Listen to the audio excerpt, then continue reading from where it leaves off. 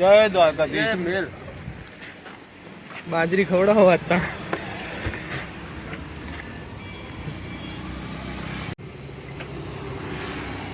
Kim Jong ઉંગ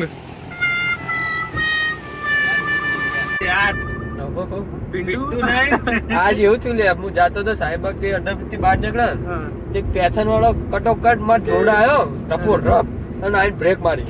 મને કે બનાસકોઠા, હા બનાસકોઠા કે ક્યાં ગામ બસમાં તમે એ બનાસકોઠા ક્યાં ગામ ડીસા. સરસ ભાઈ જતો રહેવાનો. તો હેલો ગાઈસ, કેમ છો? અમે લોકો આજે જઈ રહ્યા છીએ દ્વારકા. અમદાવાદથી નીકળ્યા છીએ. આજે ટાઈમ થયો છે અત્યારે 4:30 થઈ ગયા છે, 4:38. અને આજે છે શનિવાર, તો આજે બધાને ઓબ્વિયસ છે કે રજા હોય છે. તો શનિવારના ટાઈમ લઈને અમે લોકો જઈ રહ્યા છીએ દ્વારકા. બહુ ટાઈમથી પેન્ડિંગ હતું ને બહુ વિચારી રહ્યા હતા અમે લોકો કે જઈએ પણ એ ટાઈમ આવી નહોતો રહ્યો. અને કહેવાય છે ને કે જ્યાં સુધી એની હુકમ ના થાય ત્યાં સુધી આપણે કંઈ કામ થતા નથી. તો આઈ ફીલ છો કે કાલે રાતે અચાનક બેઠા હતા ને પછી બધાને એમ જ નક્કી થયું કે ચલો જઈએ. તો અચાનક જ પ્લાન બન્યો છે ને અમે લોકો જઈ રહ્યા છીએ દ્વારકા. તો સાંજનો ટાઈમ થયો છે અત્યારે જઈ રહ્યા છીએ અમે. અમારી જોડે છે નીરવભાઈ, અમિત ભડોણા, વિપુલ મિસ્ત્રી અને આકાશ મિસ્ત્રી. 5 લોકો જઈએ છીએ અને જસ્ટ હજુ નીકળ્યા છે. સામાન બધો મૂકીને ગાડીમાં જોઈએ છે રસ્તામાં કેવું છે, ટ્રાફિક મળે છે નથી મળતું, કારણ કે વીકેન્ડનો દિવસ છે. અને પ્લસ જામનગર થઈને જવા છે, તો જામનગરમાં અત્યારે અંબાણીનું જે લગ્નનો પ્રસંગ ચાલી રહ્યો છે, તો ત્યાં આગળ બની શકે છે કે ટ્રાફિક મળી શકે છે એવું છે. તો લેટ્સ સી, જે બી છે તમને લોકોને કહીશું.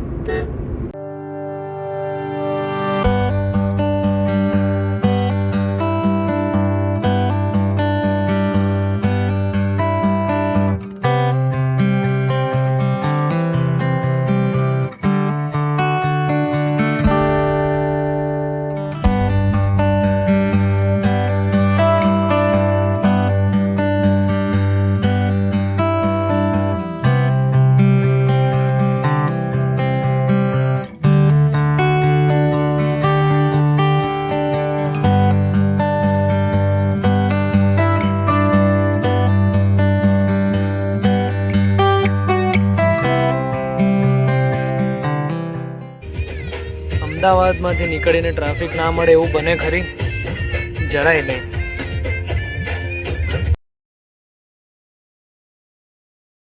અત્યારે મે મહિનાની અંદર માર્ચ મહિનો ચાલી રહ્યો છે. માર્ચ મહિનાની 2જી તારીખ થઈ છે ને માર્ચ મહિનામાં કમોસમી વરસાદ થઈ રહ્યો છે. અને એ પણ ક્યારે કે જ્યારે અમે લોકો દ્વારકા જવા માટે નીકળ્યા છીએ ત્યારે. દ્વારકાવાળાની મહેરબાની કહેવાય. શું કહેવું? મહેરબાની ના, પરીક્ષા લે તમારે સોમળિયા વરસાદ કરે પરીક્ષા લેવા ફરી જાય. જવાનું તો ફાઇનલ છે, પણ વરસાદ પડે પણ તો બી અત્યારે અહીંયા નથી.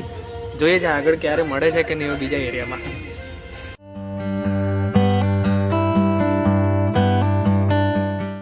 ફાઇનલી અમદાવાદમાંથી નીકળતા ટ્રાફિકમાંથી કલાક થઈ ગયો છે અને હજુ અમે પહોંચ્યા છે વાવડા જસ્ટ. એટલે જસ્ટ હજુ અમદાવાદ છોડ્યું છે એવું ગણી શકાય. અને હજુ જવાનું છે ચેક બહુ દૂર, 500 કિલોમીટર છે ટોટલી. એટલે 50 કિલોમીટરમાંથી માઇનસ કરતા 450 કિલોમીટર હજુ બાકી રહે છે, જે કવર કરવાનું છે આજે રાતે 3 વાગ્યા સુધીમાં. સો ફિંગર્સ ક્રોસ્ડ, હોપિંગ કે થઈ જશે. હોપફુલી થઈ જવું જ જોઈએ.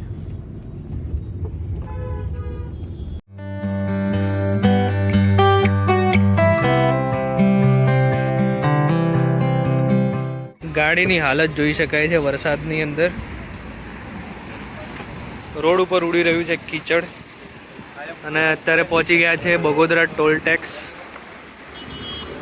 ચા નાસ્તો કરવા માટે અત્યારે ઊભા છે. તો ફાઇનલી અત્યારે 200 કિલોમીટર સમથિંગ 230 કિલોમીટર ચલાવી છે અને પહોંચી ગયા છે ચોટીલાથી થોડા આગળ છે. અને પેટ્રોલ રિફિલ કરવા માટે ઊભા હતા અહીંયા આગળ.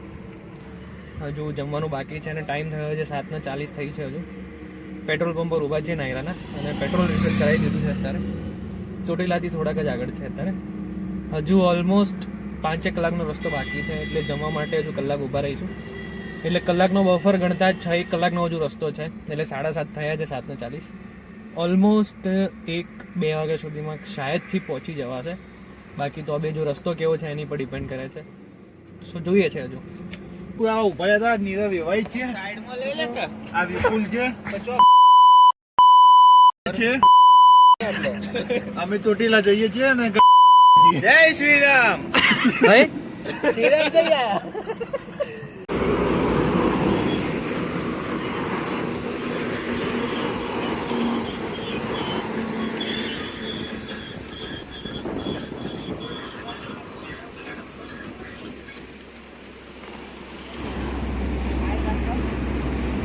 તમે ઉપર મારો ઉપર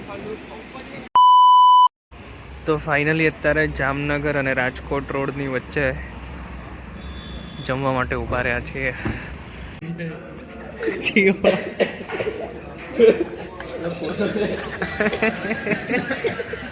ફોટો લે ને શ્વાસ નાની બેઠા છે શ્વાસ ના લઈ આપણી હોટલમાં રાખવાનું તો અત્યારે ફાઇનલી રાજકોટ અને જામનગરની વચ્ચે કઈ હોટલ છે? હોટલનું નામ નહીં હોટલમાં જમવા માટે ઊભા છે. સૂર્યકાંત ફૂડ મોલ હોટલ છે, ત્યાં આગળ જવા માટે ઊભા છે. કાફે બે છે. અને ટાઈમ થયો છે અત્યારે 9:40 રાતના 9:40 થયા છે. રાજકોટથી થોડા આગળ આવી ગયા. જામનગરની હજુ 850 કિલોમીટર છે જામનગર. હજુ એ બંધ કરીને લે. અમદાવાદથી ગાડી લઈને ગયો. હા, એટલે અત્યારે રાજકોટ અને જામનગર આવી ગયા હતા. ટ્રાફિક હતું થોડું રાજકોટ, એટલે એમાં પછી બાયપાસ લીધો છે. અંદર સિટીમાં ગયા નથી. જમીને પછી પાછું ડ્રાઈવ કરવાનું છે. હજુ પાછું લગભગ 250 કિલોમીટર જેટલું બાકી છે દ્વારકા માટે. તો લેટ્સ સી, બને એટલા જલ્દી પહોંચીએ છીએ.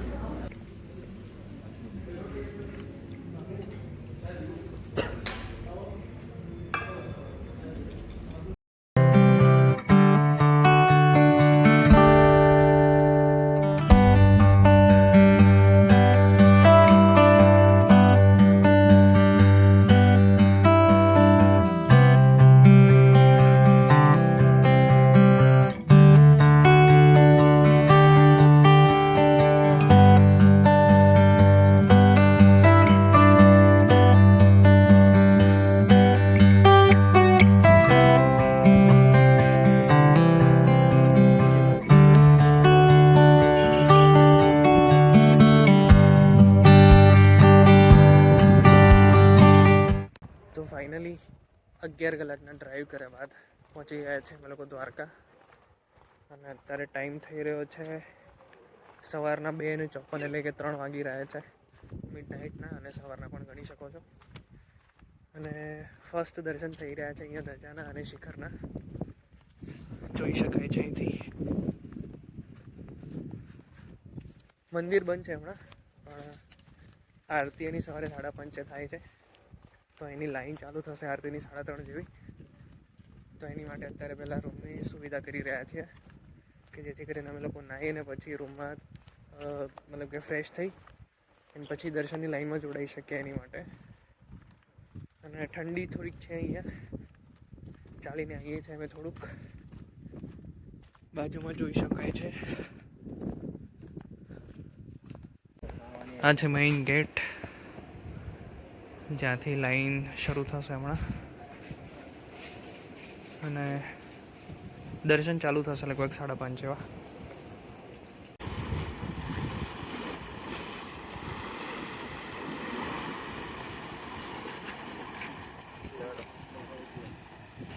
તો ફાઇનલી શોધતા એક રૂમ મળી ગઈ હતી. ત્યાં આગળ અમે લોકો અત્યારે આવી ગયા છે, અને એનો રેટ રાખ્યો છે કે પર પર્સન 100 રૂપિયાનો રેટ છે. 2 કલાક માટે રૂમ છે. સ્પેશિયલી ખાલી ફ્રેશ થવા માટે અને નાહવા માટે જ આપી છે રૂમ. તો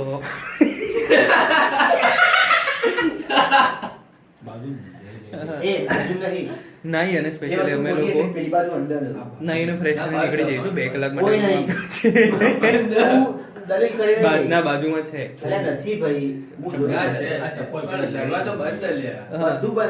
તો આ લોકો નાવાનું બાકી છે. એ લોકો નાઈ રહ્યા પછી અમે લોકો જઈએ છીએ.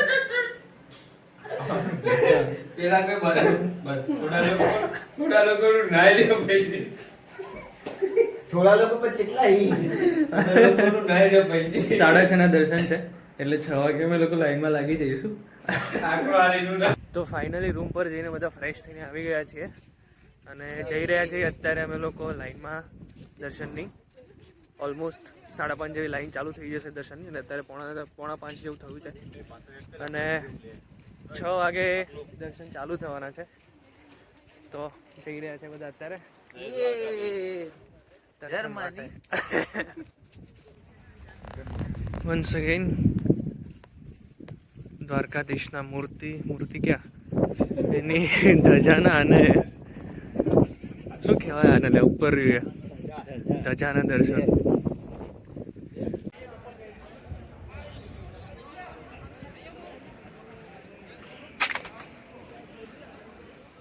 તો અત્યારે થઈ રહી છે 6:51, એટલે કે સવારના 7 વાગી રહ્યા છે ઓલમોસ્ટ, અને બહુ જ સરસ મજાના દર્શન થઈ ગયા છે.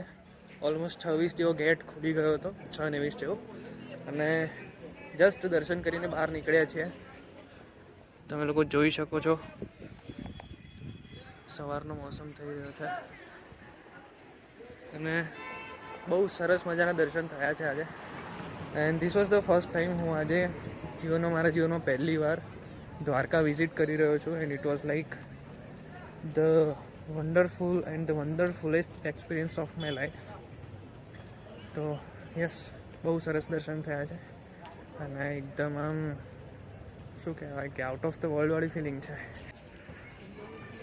સવારમાં જે વેધર થયું છે અહીંયા બહુ જ ગજબનું, અને આ રિનોવેશન નવું કરવામાં આવ્યું છે આઈ થિંક મારા ખ્યાલથી, કારણ કે જેવા મને પહેલાં રિવ્યૂ મળેલા હતા કે અહીંયા ખાલી એક ગલી હતી, એન્ડ ધેન પછી આવાળું રિનોવેશન, એન્ડ ધેન આવાળું રિનોવેશન કરવામાં આવ્યું છે. અને અહીંયા આખું કાર પાર્કિંગ છે, જોઈ શકો છો. આગળ અમારી કાર પાર્ક કરી છે.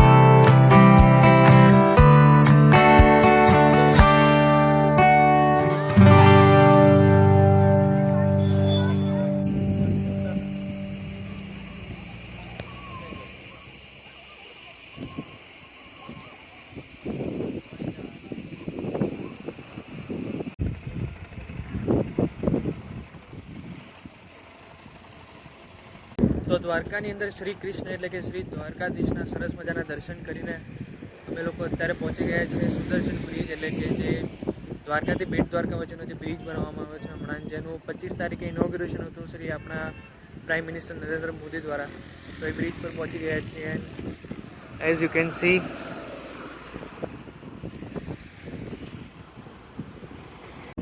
and this bridge will surely remind you of the Worli scenic. As you can see, એ જ રીતનું કેબલ બ્રિજ બનાવેલો છે, જેવો જ વોરલી સિલિંકમાં બનાવ્યો છે એવો જ. પણ ધ થિંગ ઇઝ કે વોરલી સિલિંકવાળો જે બ્રિજ છે મુંબઈનો, એ આમ લોંગ છે, અને એટલું લોંગ નથી, શોર્ટ છે.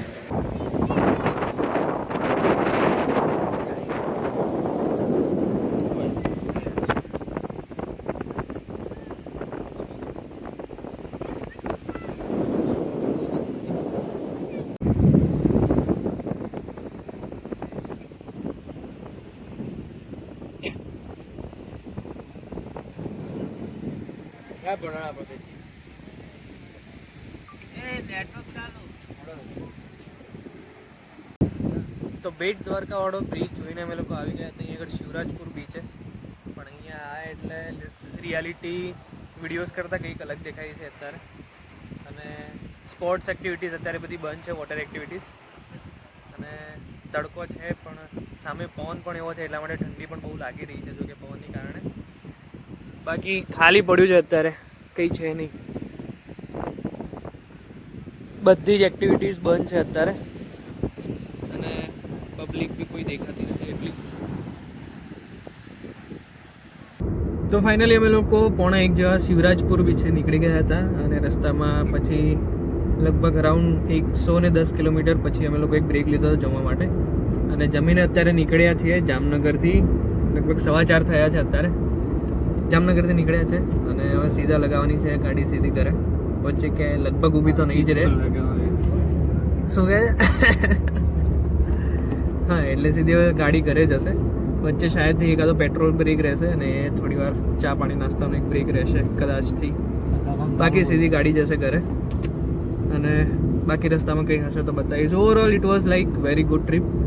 અચાનકથી ટ્રીપ પ્લાન થયેલી હતી અને બહુ મજા આવી છે.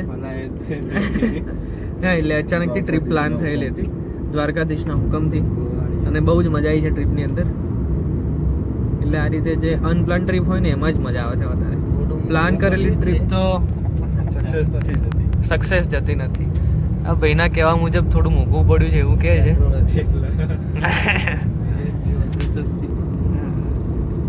છે થોડું ઘણું રહેવાનું છે તો ચાલે.